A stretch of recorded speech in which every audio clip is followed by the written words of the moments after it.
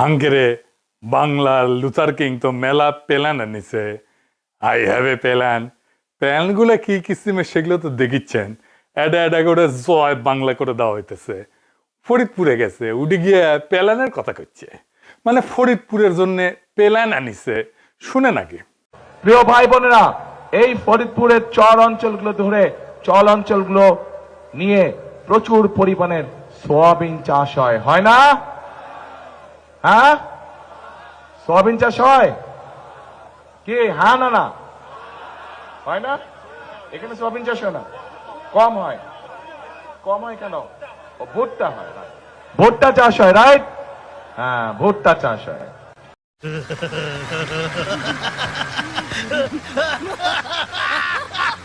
শুনিছেন ফরিদপুরে কি চাষ হয় সেটাও জানে না, প্ল্যান আনিছে। আর ওই দেশ চালাবি, দেশের প্রাইম মিনিস্টার হবি।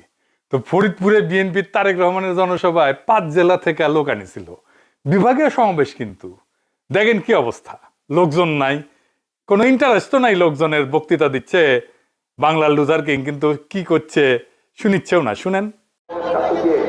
তারা বিকাশ সম্পদ চাইছে, তারা এলাকার চাইছে।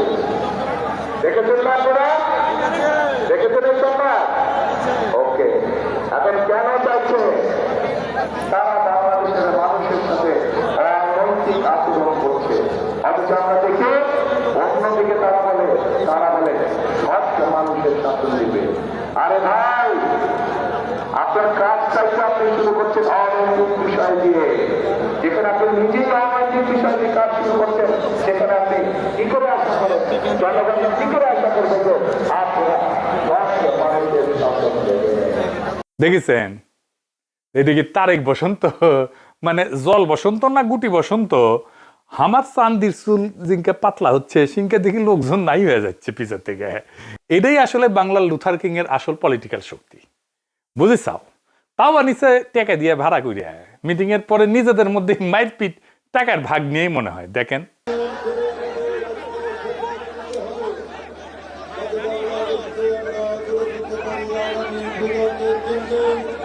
এই দল নাকি বাংলাদেশকে স্থিতিশীল করবে।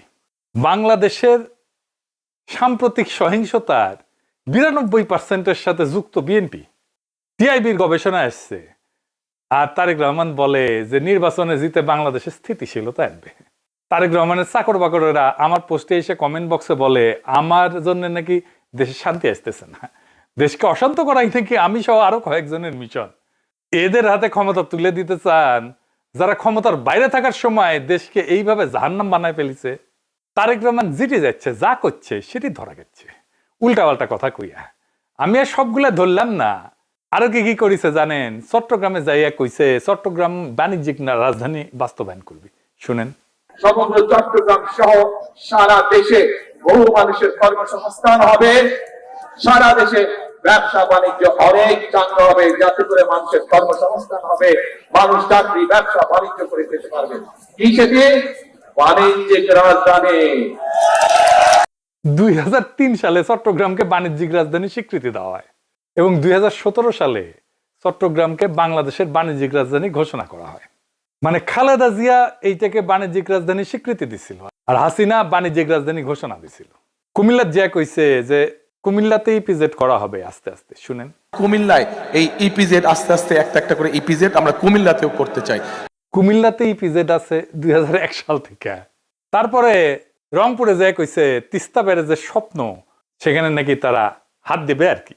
তিস্তা ব্যারেজ প্রকল্পের কাজ ইনশাল্লাহ 12 তারিখে নির্বাচনের পরে 13 তারিখে বিএনপি ইনশাল্লাহ সরকার গঠন করলে এই এলাকার মানুষের জন্য যে তিস্তা ব্যারেজের স্বপ্ন, আমরা সেটি পূরণের কাজে যথাসম্ভব দ্রুত হাত দিব ইনশাল্লাহ। তিস্তা ব্যারেজ উনার বাবা জিয়া 1979 সালে ভিত্তিপ্রস্তর স্থাপন করে, এরশাদ উদ্বোধন করে। সেটা তারেক রহমান আবার বানাবে তিস্তা ব্যারেজ। মির্জা ফখরুল কইছে জামাতে ইসলামী দেশ থেকে পিছায় নিয়ে যাইতে চায়। জামাতে ইসলাম এই দেশটাকে আফগানিস্তানে পরিণত করতে চায়, পিছন দিকে নিয়ে যেতে চায়।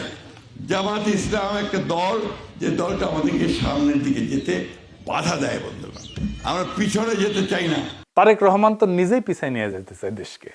সে 1979 সালে নিয়ে যেতে চায়, যখন তিস্তা ব্যারেজ হয় নাই, যখন চট্টগ্রাম বাণিজ্যিক রাজধানী হয় নাই, কুমিল্লায় ইপিজেড হয় নাই। তো এই তারেক রহমান বাংলাদেশের পিএম হবি? এগুলো তো পেলার নাই, এগুলো হলো মূলা। এর মধ্যে কিছু মূলা আগেই পৌঁছে গেছে। তারেক রহমানের আসলে কোনো প্ল্যান নাই, আছে উর্বর মূলা ক্ষেত। সেই ক্ষেত চাষ করে তারেক রহমানের চাকর বাকরেরা, সার দেয় বিএনপির নয়া ভাতার ভারত। হাসিনার আওয়ামী লীগ যেমন কইছিল যে নির্বাচনে জিতলে 10 টাকার চাল খাওয়াবে, আর বিএনপি বলে নির্বাচনে জিতলে 2,500 টাকার বাজারের পয়সা দিবে। দেখেন কত হাস্যকর এই প্ল্যান। বিএনপি যদি ক্ষমতা দেয়, আমরা একটা ফ্যামিলি কার্ড দিব। এই ফ্যামিলি কার্ডের মধ্যে আমরা কি দেব? প্রতি মাসে আমরা 2,500 টাকার দ্রব্যমূল্য জিনিস ফেরত, নিত্য প্রয়োজনীয় জিনিস আপনার এটা দরকার।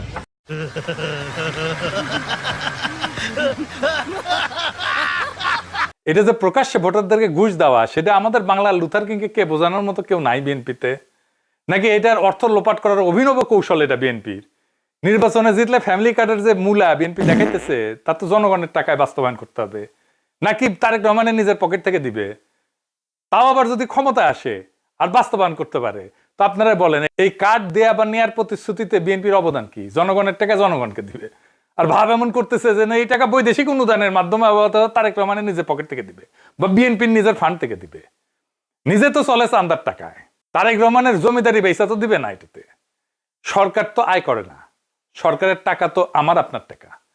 আমি কাজ করলে সরকার বেতন দেয়, কিন্তু বিনা পরিশ্রমে যে টাকা দিবে সেই টাকা তো কাউকে না কাউকে রোজগার করতে হবে, উপার্জন করতে হবে। কে করবে উপার্জনটা? মানে আরেকজনের পকেট থেকে নিয়ে আপনি আরেকজনকে দিবেন, আপনার টাকাই আপনাকে দিবে। আপনার জীবনে বা বাংলাদেশের অর্থনীতিতে কোনো প্রভাবই পড়বে না। আমি আগেও বলছি, আবারও বলতেছি, বিএনপি ফ্যামিলি কার্ড নিয়ে কিছুই করতে পারবে না। এটা বাস্তবায়নের টাকা বিএনপি জোগাড় করতে পারবে না। আর জোগাড় করতে পারলে বাংলাদেশে মুদ্রাস্ফীতি হবে ব্যাপক হারে। আর তখন 6 মাস পরে এসে বিএনপি বলবে আওয়ামী লীগ আর অন্তর্বর্তী সরকার সব টাকা নিয়ে গেছে, তাই বিএনপি এটা বাস্তবায়ন করতে পারতেছে না। সর্দির বডিগার্ড যেমন 1972 এসে বলছিল কিচ্ছু নাই, ফেরাউনের দল সব শেষ করে দিয়ে গেছে। শুনেন, টাকা নাই, পয়সা নাই, চাল নাই, ডাল নাই, রাস্তা নাই, রেলওয়ে ভেঙে দিয়ে গেছে, সব শেষ করে ফেরাউনের দল সব শেষ করে দিয়ে গেছে। তো ট্রেনিং তো আছেই, অঙ্কেই কবি আর কি, যে কিছুই নাই, আমরা কেমনে করব, এত যে খারাপ অবস্থা আমরা তো জানতাম না। বিএনপি সেই একই অজুহাত দিবে। তা এখনই আপনাদের কয়ে দিতেছি, পরে মিলিয়ে নেওয়ার সুযোগ থাকলে মিলিয়ে নিয়েন। আবার সেদিন দেখলাম কইতেছে তারেক রহমান ক্ষমতায় গেলে নাকি প্রাইমারি শিক্ষকদের ট্যাব দিবে। ট্যাব এই যে এই ট্যাব দিয়ে নাকি প্রাইমারি স্কুলের শিক্ষকেরা প্রশিক্ষণ নিবে নিজেরা, আবার অন্যদের প্রশিক্ষণও দিবি। আমি এ কথা শুনে হাসুম না কান্দুম, এটা মাথায় আসে না।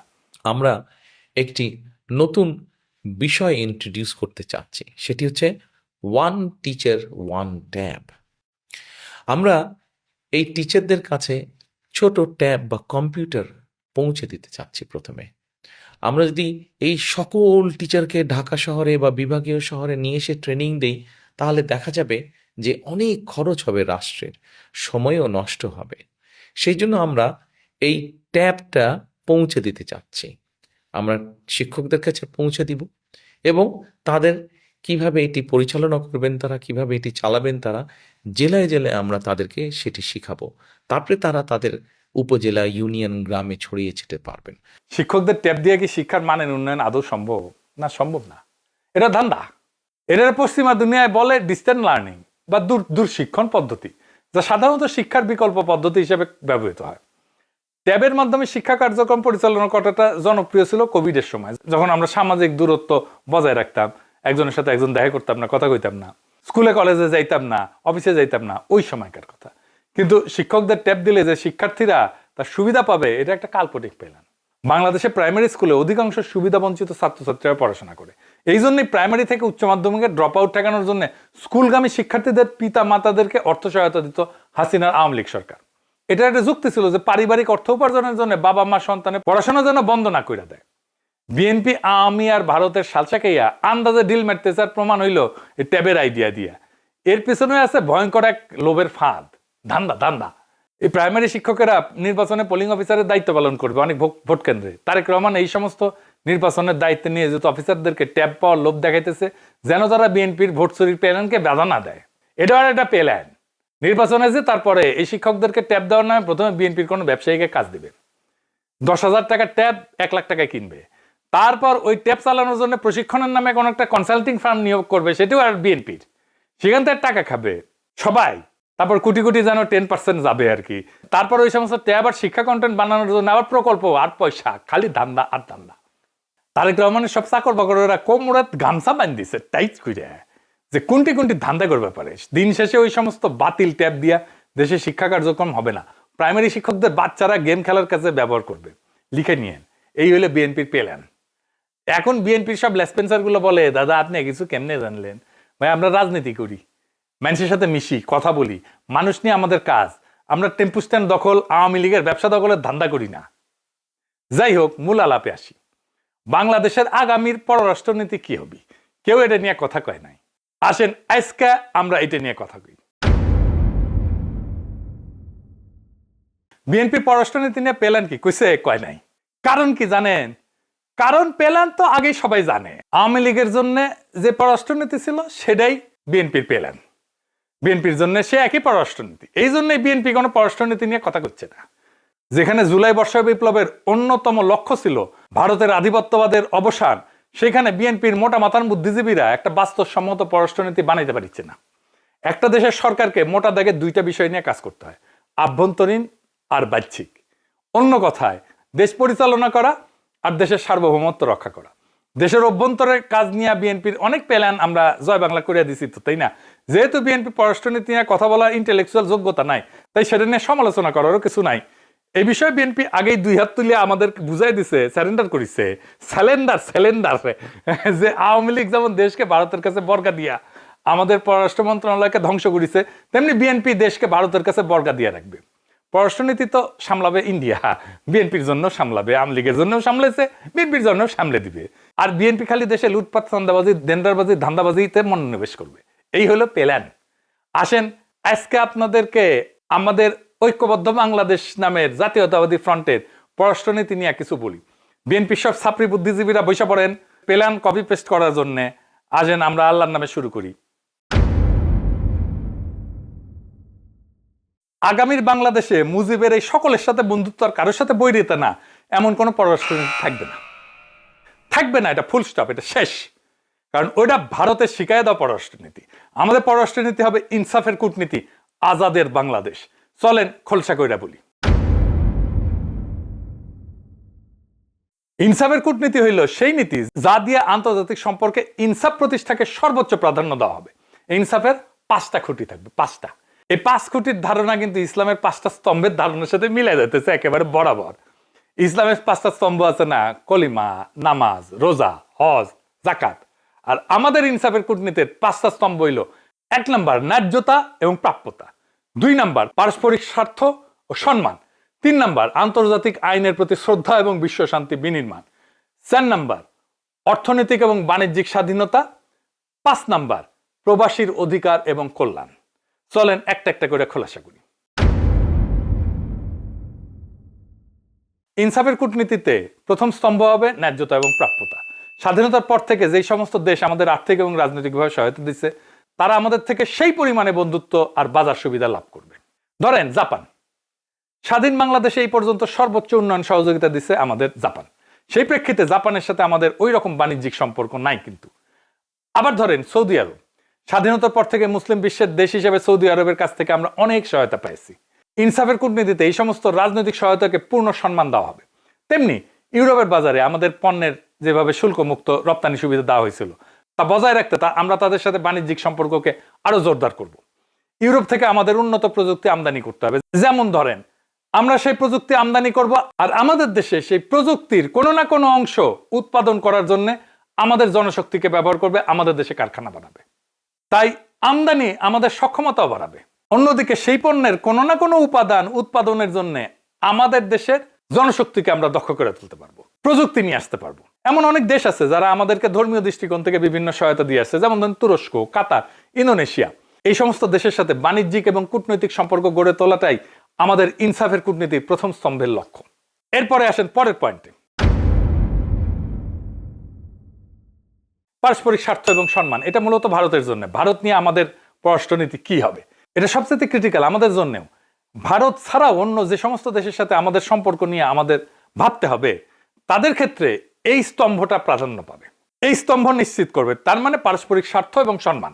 এই স্তম্ভটা যে সমস্ত দেশ আমাদেরকে স্বাধীন রাষ্ট্র হিসেবে আমাদের স্বার্থে আঘাত করবে না, আমাদের আভ্যন্তরীণ বিষয়ে নাক গলাবে না, আমাদের রাজনীতিতে শত্রুমিত্র তৈরি করবে না, সেই সমস্ত দেশের সাথে আমাদের বন্ধুত্ব বজায় থাকবে এবং প্রয়োজনে তা জোরদার করা হবে। এখন ভারত যদি আওয়ামী লীগারদের আশ্রয় দেয়, হাসিনাকে আশ্রয় দেয়, বাংলাদেশের রাজনীতিতে হস্তক্ষেপ করে, গোয়েন্দা কারবারি করে, চোরাচালানকে উৎসাহিত করে, সীমান্ত হত্যা করে, অভিন্ন নদীর পানি আটকায় দেয়, বাংলাদেশের বিরুদ্ধে ক্রমাগত ঘৃণা উৎপাদন করে, আর তাদের দেশে মুসলমান কোপানো, এইগুলো যদি না থামায়, তাইলে এইগুলা নিয়ে আমরা ভারতের সাথে আলোচনায় বসবো। তাদেরকে বুঝাতে হবে আমাদের পররাষ্ট্রনীতিটা কি, আমাদের স্বার্থ কি, এবং তাদের সাথে বন্ধুত্ব রক্ষার চেষ্টা করব এইভাবে। তবে ভারত বা অন্য কোনো দেশ যদি আমাদের আত্মমর্যাদা এবং জাতীয়গত সম্মানকে অবজ্ঞা করে, তাহলে আমরা তাদের থেকে দূরত্ব বজায় রাখবো, প্লেন অ্যান্ড সিম্পল। শুধু তাই না, দেশের স্বার্থের বিপক্ষে অতীতের যে কোনো সরকারের করে দেওয়া সকল অসম চুক্তিকে পুনর্বিবেচনা করে তার ন্যায্যতা এবং প্রাপ্যতার ভিত্তিতে পুনর্নির্ধারণ করা হবে। দেশের সার্বভৌমত্ব রক্ষা করবে আমাদের দেশ এবং দেশের জনগণ, অন্য কেউ না। পরের পয়েন্ট, আমাদের পররাষ্ট্রনীতিতে আন্তর্জাতিক আইনের প্রতি পূর্ণ সম্মান এবং আস্থাকে প্রাধান্য দেওয়া হবে। একই সাথে বিশ্বশান্তি প্রতিষ্ঠায় বাংলাদেশের অগ্রগামী ভূমিকা নিশ্চিত করা হবে। আন্তর্জাতিক আইনের যে সমস্ত বিষয়ে বাংলাদেশ প্রতিশ্রুতিবদ্ধ তা নিষ্ঠার সাথে পালন করা হবে। জাতিসংঘ ব্যবস্থার মাধ্যমে সকল আন্তর্জাতিক সমস্যার যৌক্তিক সমাধান নিশ্চিত করা হবে। রোহিঙ্গা সমস্যা সমাধানে আন্তর্জাতিক আইনের ব্যবহার করবে বাংলাদেশ।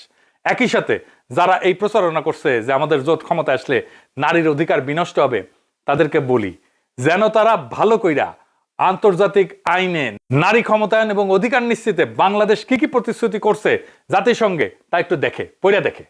মূর্খ দ্বারা তো কিছু পড়ে না।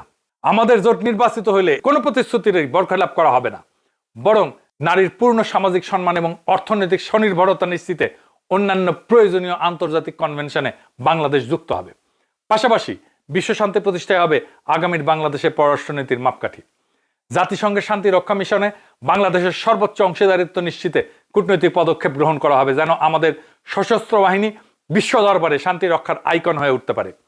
আইন শৃঙ্খলা বাহিনীকে আন্তর্জাতিক স্ট্যান্ডার্ড অনুযায়ী প্রশিক্ষণ দেওয়া হবে, যেন তারা আন্তর্জাতিক মানদণ্ড অনুযায়ী আইন শৃঙ্খলা কার্যক্রম পরিচালনা করতে পারে।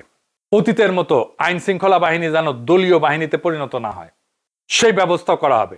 আমাদের সশস্ত্র বাহিনীর বন্দুক যেন 24-এর মতো আমাদের দিকে গুলি না ছুটতে পারে তা নিশ্চিত করা হবে। অর্থনৈতিক এবং বাণিজ্যিক স্বাধীনতা,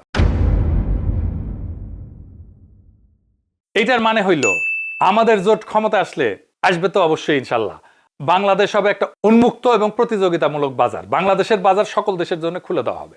সকল আমদানি হবে প্রতিযোগিতার ভিত্তিতে, যেখানে পণ্যের মান এবং যৌক্তিক মূল্যকে আমদানির জন্য প্রাধান্য দেওয়া হবে। সিন্ডিকেটের মাধ্যমে পণ্য আমদানি করে দেশের ভোক্তা এবং উৎপাদনকারীদেরকে জিম্মি করার সকল সংস্কৃতিকে চিরতরে কবর দিয়ে দেওয়া হবে। আওয়ামী লীগের মতো বাংলাদেশকে ভারতের মনোপলি তো দূরের কথা, আমরা ক্ষমতায় না আসলেও কেউ যদি বাংলাদেশের বাণিজ্যিক এবং অর্থনৈতিক স্বাধীনতা বিনষ্ট করার চেষ্টা করে, তাকে প্রতিহত করা হবে। চাল, ডাল, অন্যান্য কাঁচামাল সহ আমদানি ভিত্তিক সকল পণ্যের মান নিশ্চিত করে যেই দেশ কম দামে দিবে তার থেকে আমদানি করা হবে, কাউকে আলাদা সুবিধা দেওয়া হবে না। দেখেন কি সুন্দর আমাদের পররাষ্ট্রনীতি। প্রত্যেকটা স্তম্ভ আরেকটার সাথে কিভাবে সম্পর্কিত। একটা দালান যেমন সকল পিলারের সমন্বিত শক্তিতে দাঁড়ায় থাকে, তেমনি আমাদের ঐক্যবদ্ধ বাংলাদেশ জোটের পররাষ্ট্রনীতি তার 5টা স্তম্ভের মাধ্যমে কাঁধে কাঁধ রেখে দেশের সার্বভৌমত্বকে রক্ষা করে যাবে। এবার চলেন আমাদের সকল স্তম্ভের মধ্যমণি নিয়ে আলোচনা করি। প্রবাসীদের অধিকার এবং সুরক্ষা নিয়ে আমাদের লুথার কিং এর কোনো প্ল্যান নাই, আছে মহা হেডমেলা ভয়ান। প্রবাসীদের নিয়ে নাকি তার চিন্তার শেষ নাই। তিনি নাকি এত বছর প্রবাসী থেকে তাদের সব সমস্যার কথা জানেন এবং বুঝেন। ওরে বাবার রে, সর্বজ্ঞ আর কি, ওইটা নাকি তিনি দেখবেন। আপনারা বলেন আজ পর্যন্ত কোনোদিন কারো মুখে শুনেছেন আপনারা যে প্রবাসীদের নিয়ে বিএনপির কোনো প্ল্যান বা কিছু আছে? নাই। কারণ তারা প্রবাসে থাকছে আর কমিটি বাণিজ্য করেছে আর বৈশা বৈশা টাকা কামাইছে। যখন ছাত্রছাত্রীরা হাসিনাকে খেদাইছে, তারপর সবাই টুপ করে দেশে ফিরে আসছে, হাসিনার মতো চট করে ঢুকে গেছে আর ক্ষমতা বসার স্বপ্ন দেখতেছে। কি আর কমো, বিএনপির কাছে প্রবাসী মানে হইল টাকা আয়ের মেশিন। বিএনপি বিদেশ ফেরত কয়জন নেতা দেখাইতে পারবেন প্রমাণ সহ যে তাদের বিদেশে অবস্থানকালীন সময়ে তিনারা রেমিটেন্স পাঠাইছেন বাংলাদেশে? পারবেন না, চ্যালেঞ্জ দিলাম। তাহলে তারা চলছেন কেমনে, খাইছেন কি? হয় তারা দেশ থেকে রেমিটেন্স নিছেন, অথবা বিদেশে কমিটি বাণিজ্য করে ধান্দা করছেন। আওয়ামী লীগ তো বিদেশে টাকা নিয়ে গেছে, আপনারা তো 1/11-এর সময় ধরা খাইয়া যৌথ বাহিনীর হাতে ডলা খাইছেন। আপনাদের 17 বছর আপনারা শুধু প্রবাসীদের থেকে লুটপাট করে রেখেছেন, এটা সবাই জানে। তাই এখন প্রবাসীদের জন্য কি করবেন তা আপনাদের মাথায় আসে না। আপনাকে অবৈধ অভিবাসন ঠেকাইতে পারবেন না, কারণ আপনাদের দলের লোকেরাই আদম পাচারের সাথে যুক্ত, এখনো আছে, পরেও থাকবে। আপনারা কি ইউরোপ প্রবাসীদের প্রত্যাবাসন ঠেকাইতে পারবেন না, কারণ আপনাদের এটাই জানা নাই যে ইউরোপের প্রবাসীদের ফেরত পাঠানোর জন্য হাসিনা যে সমস্ত চুক্তি করে গেছিল তা কিভাবে শিথিল করা যায়। কি ভাবিছেন কয়া দেব কমু না? এইখানেই আমাদের কারিশমা কাপুর। আরে না এডিটর সাহেব, এই কারিশমা কাপুর না, কারিশমা। যাই হোক, এই আমাদের কারিশমা দেশের মানুষ দেখবে। সব কইলে তো আবার আপনাদের বুদ্ধিজীবী ভালসুন গুলা প্ল্যান কপি করতে লেগে যাবে। আপনারা কি প্রবাসীদের সমস্যা সম্পর্কে জানেন কি পরিমাণে প্রবাসী পাসপোর্ট নিয়ে সমস্যা ভুগতেছে? জানেন জাতীয় পরিচয়পত্র না থাকার জন্য কিভাবে প্রবাসীদের সম্পদ দেশে লুটপাট হইতেছে? জানেন, কিন্তু কিছু করবেন না, কারণ এইগুলা বন্ধের ঘোষণা দিলে তো আপনাদের প্রবাসী লোকেরা কি লুটপাট করবে আর কি খাবে। পারলে ঘোষণা দেন কোনো অবৈধ অভিবাসন হবে না, কোনো প্রবাসী বিচারবিহীন প্রত্যাবর্ষিত হবে না, কোনো প্রবাসীর দেশের সম্পদ বেদখল হবে না। দেখি কত হ্যাডম আপনাদের, আর কত বোঝেন আপনারা প্রবাসীদের সমস্যা।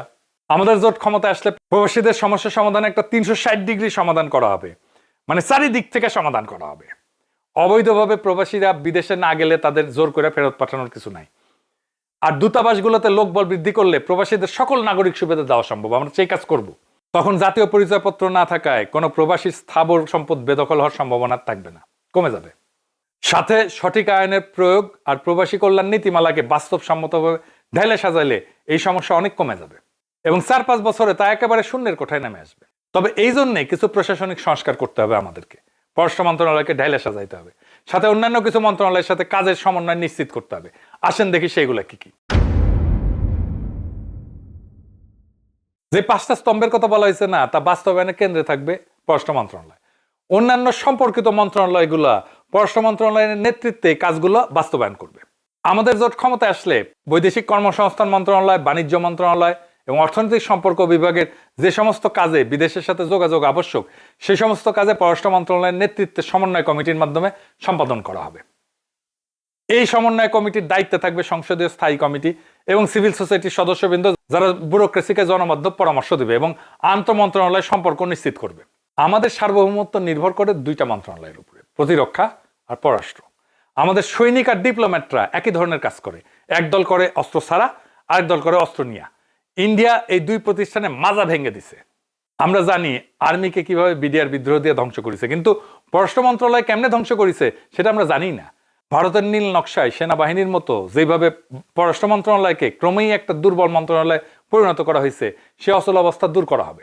আমাদের জোট ক্ষমতায় আসলে পররাষ্ট্র মন্ত্রণালয়ের জনবল আগামী 2 বছরে বর্তমানে 400 থেকে 600-তে উন্নত করা হবে, যা আগামী 10 বছরে 1000-এ উন্নত করা হবে।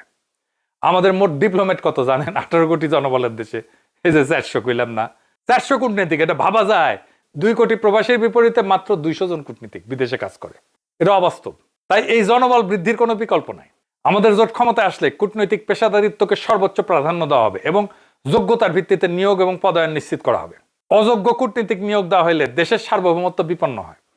এই চিন্তাকে মাথায় রেখে বিদেশের দূতাবাসগুলোতে 80% পেশাদার কূটনীতিক এবং 20% অন্যান্য পেশা থেকে নিয়োজিত কর্মকর্তা দিয়ে পরিচালনা করা হবে।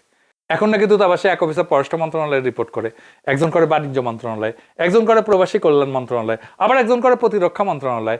এরা আবার যার জন্য বাজেট বরাদ্দ নিয়ে আসে, বাজেট বরাদ্দ করে, আবার সেই বাজেটে পরিচালনা করে তারা। আবার বিদেশের দূতাবাস চালায় পররাষ্ট্র মন্ত্রণালয়, বাজেট দেয় অর্থ মন্ত্রণালয়। এটা কোনো সিস্টেম? কার মারে ধুলায় অন্ধকার, এমন একটা অবস্থা করে রাখছে যেন কেউ কাজ করতে না পারে। একটা দেশের দূতাবাসে কেন অন্য মন্ত্রণালয়ের বাজেট থাকবে? কেন এত জায়গায় রিপোর্ট করতে হবে? বাংলা একটা প্রবাদ আছে না, অধিক সন্ন্যাসীতে গাজন নষ্ট। এইভাবে আমাদের দূতাবাসগুলোকে নষ্ট করা হয়েছে। এই অচল অবস্থা দূর করা হবে। দূতাবাসে একটাই প্রশাসন থাকবে, একটাই বাজেট থাকবে। সকল অফিসারের পদায়ন এবং নিয়োগ দেবে পররাষ্ট্র মন্ত্রণালয়, নিয়োগের সুপারিশ করবে অন্য মন্ত্রণালয়। এই সুপারিশপ্রাপ্ত অফিসাররা দূতাবাসে কাজের জন্য বাধ্যতামূলক 3 মাসের কূটনৈতিক প্রশিক্ষণ পাবে। এই প্রশিক্ষণে পাস দিলেই পদায়ন করা হবে পররাষ্ট্র মন্ত্রণালয়ের মাধ্যমে। এইভাবে ঐক্যবদ্ধ বাংলাদেশ জোট ক্ষমতায় আসলে আমরা দক্ষ জনবল দিয়ে বিদেশের দূতাবাসগুলোকে দক্ষ করে তুলব। আমাদের দূতাবাস পরিচালনার স্লোগান হবে, আমার দেশ, আমার দূতাবাস, আমরাই বাংলাদেশ। যারা দূতাবাসে গোষ্ঠী স্বার্থের প্রতিষ্ঠা করতে চাইবে, ওরাই স্বৈরাচার, ওরাই দোসর, ওরাই স্বাধীনতা বিরোধী, ওরাই বিপ্লব বিরোধী। আর কি কি করা হবে? ঐক্যবদ্ধ বাংলাদেশ ক্ষমতা আসলে এই 5 স্তম্ভের ভিত্তিতে আগামী 2 বছরে দেশের দূতাবাসের সংখ্যা 82 থেকে 100-র উপরে নিয়ে যাওয়া হবে। কমপক্ষে 100টা করা তো হবেই। নতুন দূতাবাস উদ্বোধনের ক্ষেত্রে প্রবাসী সংখ্যা, ভূরাজনৈতিক গুরুত্ব, অর্থনৈতিক সম্পর্ককে গুরুত্ব দেওয়া হবে। যেমন ধরেন নরওয়ে আর ফিনল্যান্ড আমাদের উন্নয়ন সহযোগী দেশ, এই দেশগুলোতে অনেক দক্ষ প্রবাসী কাজ করে, কিন্তু এই দেশের সেবা নিতে যাইতে হয় সুইডেন, সত্যি অমানবিক, এত দূর যাইতে হয়। আবার ধরেন হাঙ্গেরি, আলবেনিয়া, বসনিয়া, এরা পূর্ব ইউরোপের ভূরাজনীতিতে গুরুত্বপূর্ণ দেশ, এই সমস্ত দেশের দূতাবাস খোলা হবে। মধ্য এশিয়া বাংলাদেশের একমাত্র দূতাবাস হচ্ছে উজবেকিস্তানে। আগামী বিশ্ব রাজনীতিতে মধ্য এশিয়ার গুরুত্ব বিবেচনায় আজারবাইজান, কাজাখস্তান দূতাবাস খোলা হবে। এরা মুসলিম দেশ এবং অর্থনৈতিকভাবে শক্তিশালী। বাল্টিক দেশ আছে যেমন এস্তোনিয়া, লাতাভিয়া, লিথুনিয়া, এর যে কোনো একটা দেশে দূতাবাস খোলা হবে। মধ্য আমেরিকার জন্য বাণিজ্যিকভাবে গুরুত্বপূর্ণ দেশ হচ্ছে পানামা, এবং রাজনৈতিকভাবে গুরুত্বপূর্ণ দেশ কিউবাতে দূতাবাস খোলা হবে। কিউবা কিন্তু খুব চমৎকার ডেস্টিনেশন, এমনকি হেলথ ট্যুরিজমের জন্য। আর তো কমিউনিস্ট দেশ তো বটেই, কমিউনিস্ট কান্ট্রি, উড়ি তো খোলাই লাগবে। উড়ি দরকার হলে 2টা দূতাবাস খোলা হবে। পাশাপাশি দক্ষিণ আমেরিকা বাণিজ্য সম্প্রসারণের জন্য আর্জেন্টিনা, পেরু, চিলি, কলম্বিয়াতে দূতাবাস খোলার উদ্যোগ নেওয়া হবে। আর আফ্রিকাতে যে সমস্ত দেশে বাংলাদেশের শান্তি রক্ষা মিশন পরিচালনা করতেছে সে সমস্ত দেশে প্রাধান্য দিয়ে দূতাবাস খোলা হবে, যেমন ধরেন লাইবেরিয়া, মধ্য আফ্রিকান রিপাবলিক, কঙ্গো ইত্যাদি। এর পাশাপাশি অর্থনৈতিকভাবে গুরুত্বপূর্ণ যেমন Angola, Ghana, Senegal, Uganda, Namibia, Tanzania, মাদাগাস্কারে দূতাবাস খোলা উচিত আমি মনে করি। দক্ষিণ সুদান, এইখানে কৃষিভিত্তিক পণ্যের একটা বিশাল সম্ভাবনা আছে, এইখানে দূতাবাস খোলার কথা বিবেচনা করা যেতে পারে। তবে ইন্ডিয়াতে এখন যে 5টা দূতাবাস আছে জানেন, এখানে এইটা রাখা দরকার কিনা এটা আমাদের বিবেচনা করতে হবে। ভারতে 5টা দূতাবাস রাখার কোনো কারণ নাই, একটা দিল্লিতে আর একটা কলকাতাতে থাকবে, ব্যাস। এইবার আমার ক্ষুদ্র ভাতার ভগিনীরা মনে হয় খুশি হয়েছে। যাই হোক, এরপরে আসি আরেকটা প্রসঙ্গে, আমাদের দূতাবাসে যে সমস্ত কর্মকর্তারা কাজ করে তাদের প্রসঙ্গ। বিদেশে কর্মরত সকল কূটনীতিকের বেতন ভাতা প্রতিবার বেতন স্কেল নির্ধারণের সাথে সাথে পুনর্নির্ধারণ করা হবে। দূতাবাস কর্মকর্তাদের বেতন এবং অন্যান্য সুযোগ সুবিধা জাতিসংঘের যে বেতন কাঠামো এই অনুযায়ী নির্ধারণ করা হবে। আমাদের কূটনীতিকদের কাজ করতে হয় আন্তর্জাতিক মানদণ্ড অনুযায়ী, তাই তাদের বেতনও হওয়া উচিত আন্তর্জাতিক মানদণ্ডে। সকল বেতন এবং ভাতা প্রত্যেক বছর জাতিসংঘের ভাতা যেই নিয়মে বৃদ্ধি পায় সেভাবে স্থির করা হবে। অর্থাৎ মুদ্রাস্ফীতি যাই হোক না কেন, দূতাবাসের কর্মকর্তাদের আয় এবং স্বাচ্ছন্দ্য যেন অপরিবর্তিত থাকে। ইনসাফ শুধু সেবা গ্রহীতার জন্য না, সেবাদাতার জন্য ইনসাফ নিশ্চিত করা হবে। না হলে মূল থেকে কোনো সমস্যার সমাধান নিশ্চিত করা যাবে না। অপর্যাপ্ত বেতনে প্রতিপালিত কূটনীতিকদের কাছ থেকে দক্ষতা আশা করা উচিত না। আগে তাদের সমস্যা অনুধাবন করা জরুরি, এবং আমাদের জোট তাই করবে। সবশেষে আমাদের আন্তর্জাতিক বন্ধুদের জন্য একটাই বার্তা, আমাদের একটাই প্রতিশ্রুতি, আমরা ইনসাফের কূটনীতি উপহার দেব আমাদের বিদেশের বন্ধুদের, আর দেশের মানুষদেরকে উপহার দেব আজাদির বাংলাদেশ, যেখানে দেশ এবং প্রবাসের সকল বাংলাদেশি মাথা উঁচু করে জীবিকা নির্বাহ করবে আর গর্ব ভরে অন্যকে নিজের পরিচয় দিয়ে বলবে, আমি বাংলাদেশি, আমরাই বাংলাদেশ। ইনকিলাব জিন্দাবাদ।